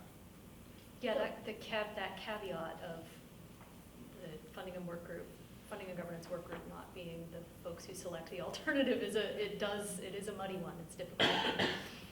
So I was going to say, dealing with SEPA for several years before I retired, but really funding and money should not really weigh how we just make a decision. I mean, we would maybe like to, but that isn't what it is really expected by SEPA and the Absolutely. EIS. And we are definitely mindful of that. And that's why we have had the mentality and really have communicated, and I think we all have a shared understanding that the funding and governance group's goal runs parallel to and separate from. So all of the technical team that is evaluating and will be evaluating the alternatives based on the technical and scientific information really are in a totally different place than our discussions and what we're evaluating. There has to be that clean separation. Yeah. And then I think that there's the beauty in those, if they can run parallel, then at the end, in some relatively close space and time, having a preferred alternative and then having a way to pay for it, and minimizing that lag between the two. Just like I thought I heard you say earlier, it's not like there won't be any financial information available going into the preferred alternative. We will have planning level costs developed as part of the EIS, yes.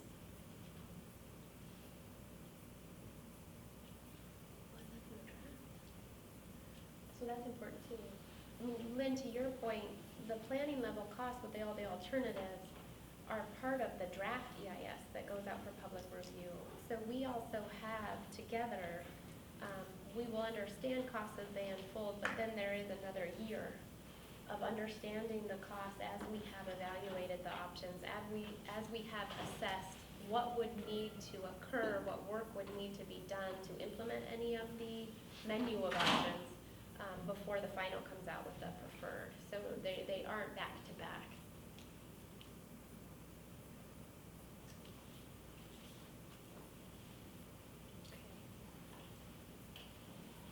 So definitely heard some additions to the list. Can't forget about the federal level, and especially the Army Corps.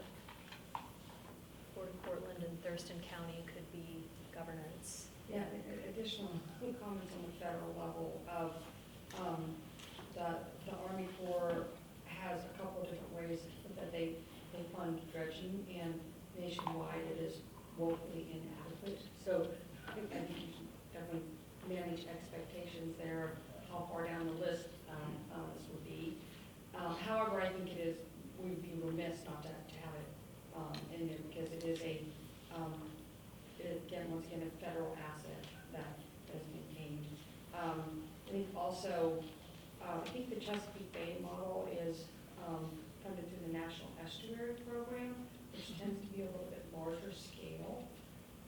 But that is how some of the money comes down from the Future Sound Partnership and things there. But certainly some of the specificity of that National Estuary Program is not to be left out of either.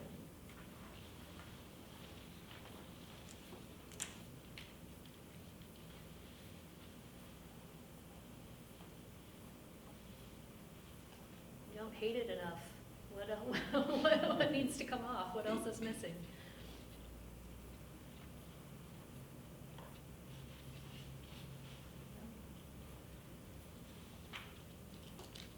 That might be it, what you want to cover there. Do folks want to take just a few minute, 5-minute biological break, or is everyone feeling fine? to offer since it's a longer meeting?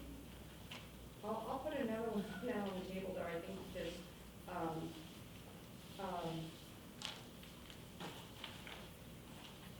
an authority that, so courts have a general, levy authority, they also have a special, capital, authority called an industrial development district.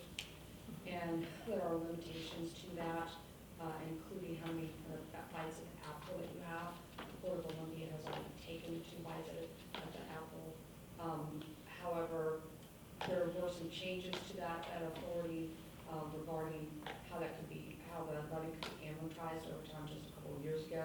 So it was amended for other purposes.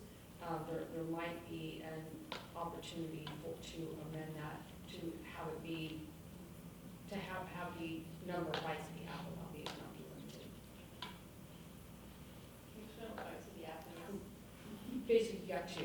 And so we did ours back in the 1960s. And then you're not in forever. And But is it a fee and tax? yeah, I love it. A levy. Yeah. Okay, thank you. That's what I'm gonna call them, too. Bites of the apple. Especially. Exactly. Well, if folks are feeling okay, I think we could, I think this has been helpful. This is really bringing forward, I think we talked about it in that way, the menu of options to advance, but wanting to make sure that you stay informed of how the work is unfolding as it comes forward to you. I think from here then, we could move into the project updates, if that sounds good, Anne? Yeah, that sounds great. Okay. So we're not taking a break? Everyone seems fine. I don't know, I see some squirmy faces. How about we take a 5-minute break? I need a break. Sure. 5 minutes. Warm up. It is cool here. Yes, in the afternoon. I like better actually. Just the sun change and the air conditioning stuff, walking on it, go out. But yeah, let's come back to the table. We're gonna go ahead and get started again.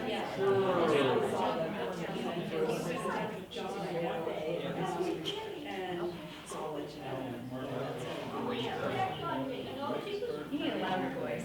Get that moving back. Mayor Selby. Cynthia.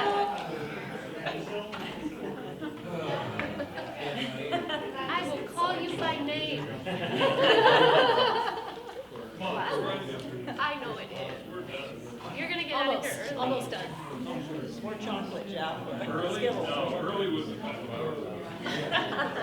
I guess earlier than scheduled for the. Okay. Are we all ready? This should go pretty fast, actually. We'll get everybody out before 4 o'clock, I hope.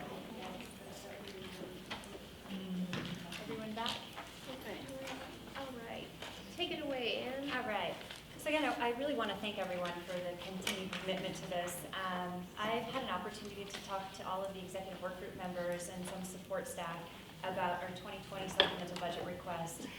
We are actually moving forward, I believe today, Lynn, with submitting that to OFM and asking for full project support, which would include a $2.4 million supplemental budget ask. We have provided, we've been discussing a letter that would support our request moving forward. I know everybody's seen the letter. It recommends full funding of phase 2 to complete the project. It also provides a commitment from the executive work group to explore shared funding for the funding and governance work group. The letter is really truly a demonstration of the commitment that we have going forward to the governor's office, OFM, and to the legislature. So with that, if there are any questions, I open it up for discussion and your consideration. Can I ask who's speaking right now? It's Ann, Zita. Hi, Ann. Hi. I think I can also just add real quick, as you guys might be thinking about what you'd want to message. I was able to connect with Commissioner Hutchins earlier today, since he couldn't join us, and he messaged to me that his board has reviewed the letter. supports it, supports the shared funding with the partnership in funding the funding and governance work group, and that he will be signing the letter shortly. He also said I could convey big thumbs up from Thurston County. So I thought I'd share that. Big thumbs up. I'm not sure I got that. Were you talking about the port? Thurston County. Oh, okay. The port is in a similar situation. We have discussed it. Commissioners are well disposed toward the letter, and we have it on our agenda for Monday. So we've had 2 discussions about it. There are no objections, so it looks good. Great, thank you. So Zita, this is just Ann Larson again. Are you saying that there's going to be a decision made next Wednesday? I'm sorry, I didn't quite catch that. I think It will be on Monday, right, Sam? Monday, okay. Yeah. And so we got basically a verbal indication from the commission as a whole for signature. We're going to have an actual motion to approve that on Monday, but I think we can go move ahead with signature. Okay, excellent. Thank you.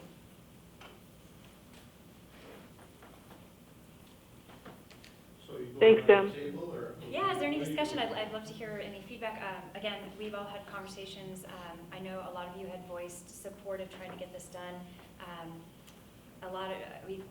We had legislators in the office that, or in the room here that have been working really closely with Governor's Office and OFM. Representative Dolia was here just a moment ago. There's been a lot of momentum. I have personally been meeting with OFM staff, Governor's Office staff, legislators. Tess and I have been kind of hitting capital budget writers and trying to figure out a strategy to move forward. And we think this is a really positive way to show that we've got skin in the game as an executive work group. As I've talked to each of you, we feel that this is a good demonstration of that commitment and support. And we think it's a good strategy to move forward as we include it into our budget ask, is to have some level of support from this body and all the good work that everybody has done, showing that we're going to continue to move forward with that, and fund the executive at work group. And just from Olympia's standpoint, I was briefed, and then I brought in Jim Cooper, who's chair of our finance committee, to be briefed as well as Ann. And I feel that there is, I'm certainly, approved to sign the letter, and that contributing to that study is something that we feel like we can find the funding. Yeah, thank you. Yeah, I think the same here. I've discussed this at a work session with our council on authorizing the sign. Okay. And same with Locke, we had a discussion about it. Obviously, our executive director's over there, so yeah, we are fine with it. Great. I do have a question. The Port Commission did have a question as to when the request for funds was likely to occur, if you were looking at that for fiscal year 2020 or beyond. Right, and so maybe Lynn, do you want to take that? It could be, we could work with you, but 2020. Yeah, I think each municipality has their different funding, the way that they're doing it, whether it be on a biennium or how their biennium shakes out. We can enter into an interagency or MOU. We can work with each individual group, whichever best serves their need. I know Mayor Komet had also asked that question. And so it's really case by case dependent, because I think everybody's on different fiscal years and dates and when they can have the money available. But I think the main point is the money is not due up front. The letter is essentially saying that you're committed to kind of work with us to try to find that level of funding to pay for the funding and governance work group, and we can work out the details. There's flexibility around. Yeah, lots of funding flexibility. mechanics. Yeah. So, is that helpful? Yes. Okay. This might be a moot point. Are you talking fiscal, like state fiscal year 2020 or calendar year 2020? Or does it matter? It doesn't matter, yeah. Well, if there are no other discussions, I have the letter with me, and before folks leave, if they're willing to sign it, that's great. I know you had some additional updates you wanted to talk about, and by the way, I just want to say thank you.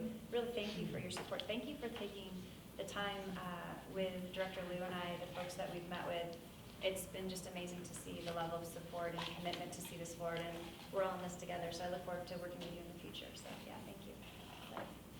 I'd just also like to add our appreciation, and I wanted to recognize the staff that we have worked with as we are mobilizing our technical analyses. The staff from each agency have given their time, have provided us with data, have been available to talk through projects with a direct nexus to our project area. And it's just been amazing to be working in this collaborative environment with this group, and to really understand that there is commitment across all agencies to complete the environmental impact statement and identify a preferred alternative. So thank you, we appreciate that. And Jesse, did you want to provide? Yeah, besides just, the EIS is underway, the technical evaluation, so we're in the thick of it now.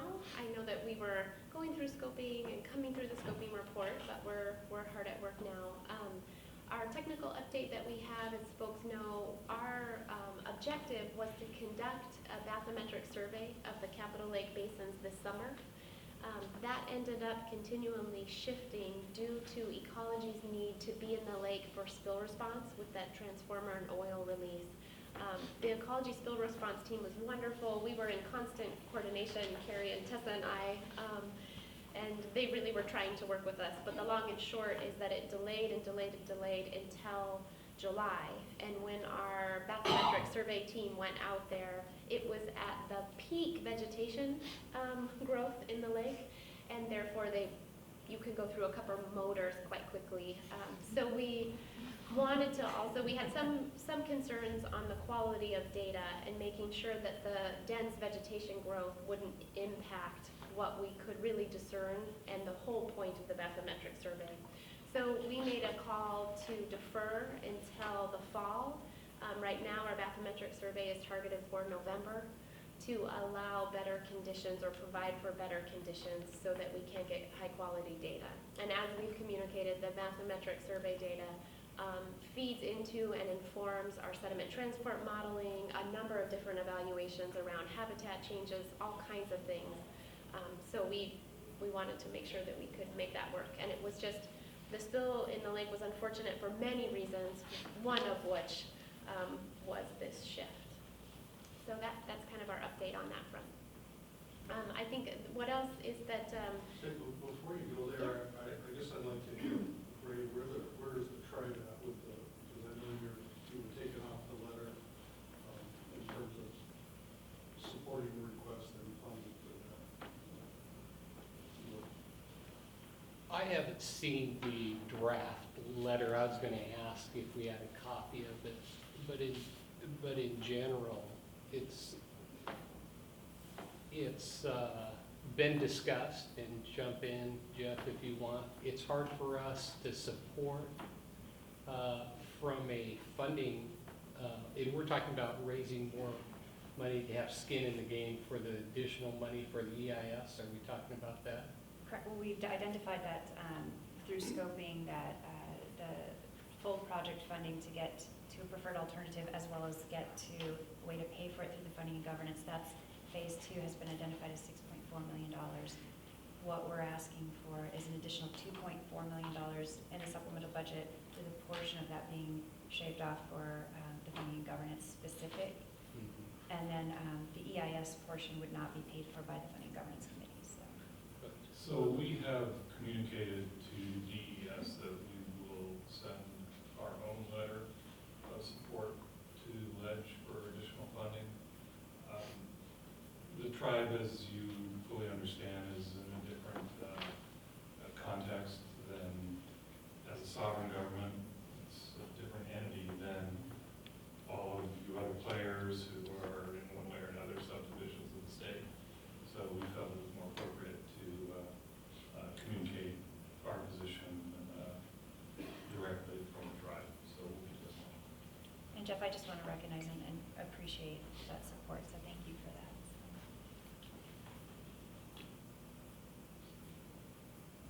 Any other questions on that? I didn't mean to jump into more process updates. Is there any other discussion that you want to have? Just to clarify, you're asking us to pay for the funding and governance work, which includes some of these contractors here, which is about what? 300,000, give or take, 300,000. correct, that's right. So, And again, the letter doesn't tie us to anything, any binding, it's just saying we're committed to look, it's just a kind of a forward, let's figure out how to do that, you know, it's not committing to any particular amount, any entity to any particular amount, but it gives us some opportunities to explore that. I've heard from each of you that you're committed to figure out ways that we can move forward, and we're open, like I said, as Len mentioned, we're flexible on dates, we're flexible on timing, just willing to work with you, and we can meet with you individually to see what works. We can bring this up at another executive work group.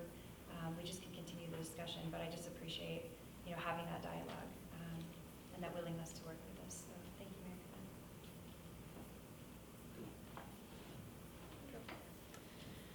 Our next scheduled meeting is in November.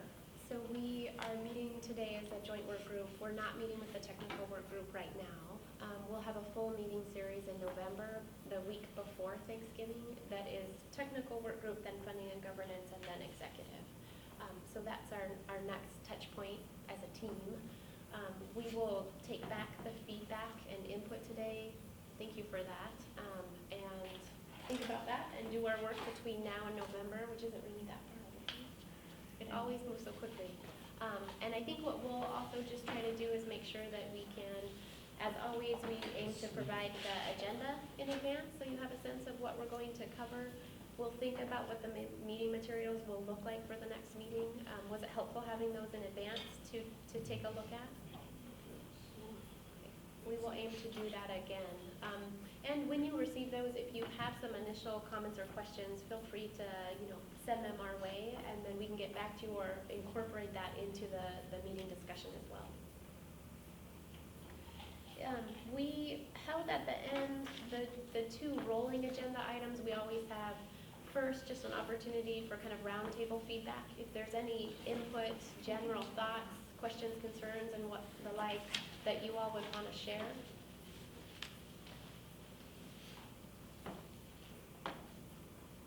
Okay.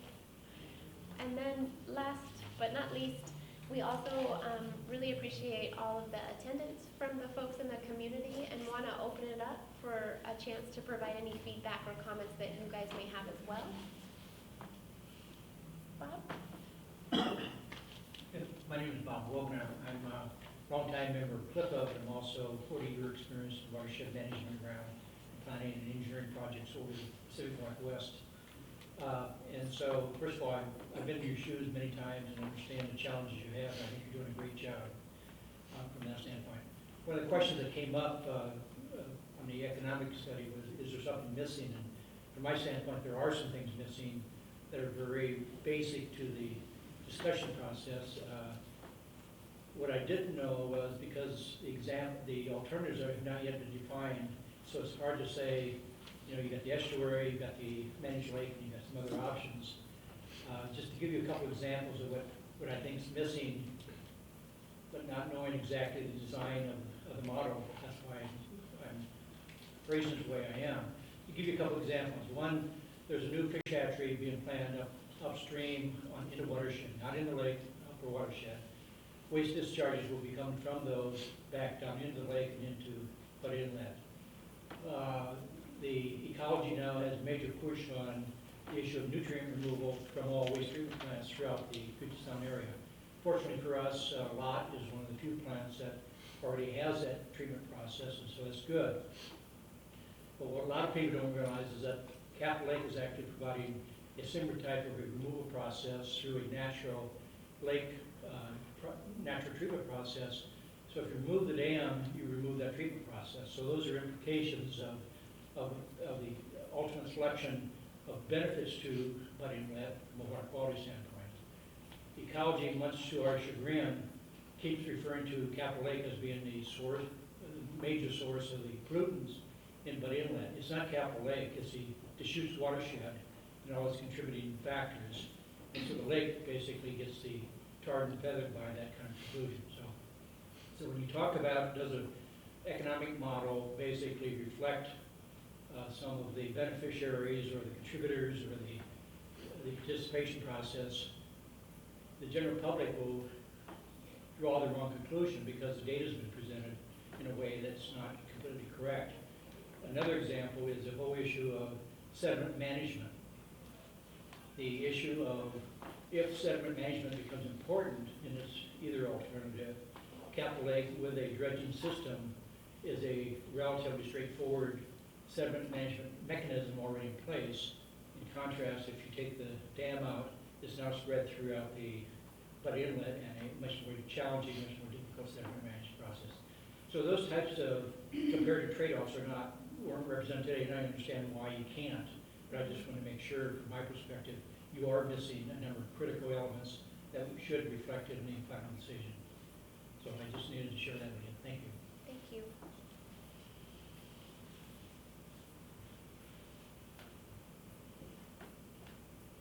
I I'll thought say so. something.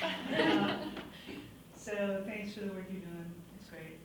It's taken a long time. That drives me crazy. But good things take a long time, right? I disagree with everything Bob said, as you know.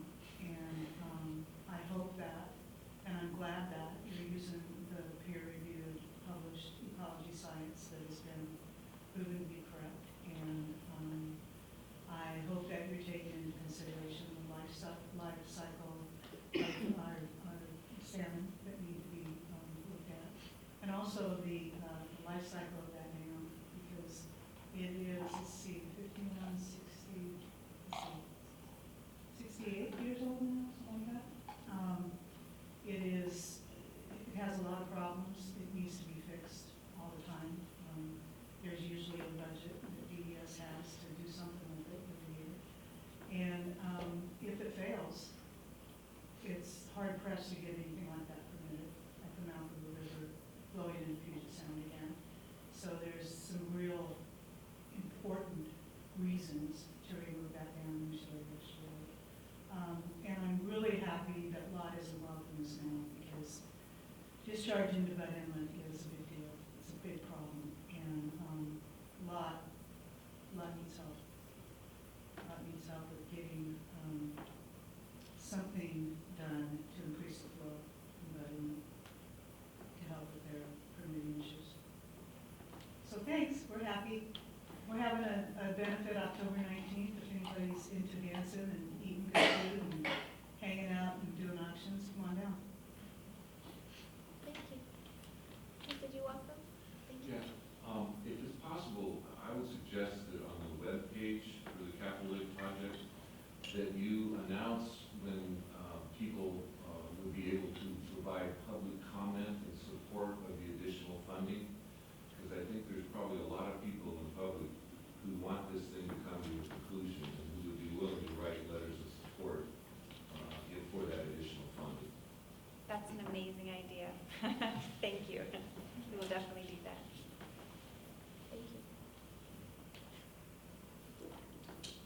Anything else? I think that means we call it. We'd adjourn at 3:30. 30 minutes left, guys. Yeah, hopefully traffic's not too bad. Really? Thank you to those on the phone. Yes, thank you, Sarah and Commissioner Zeta. Thank you. Thank you.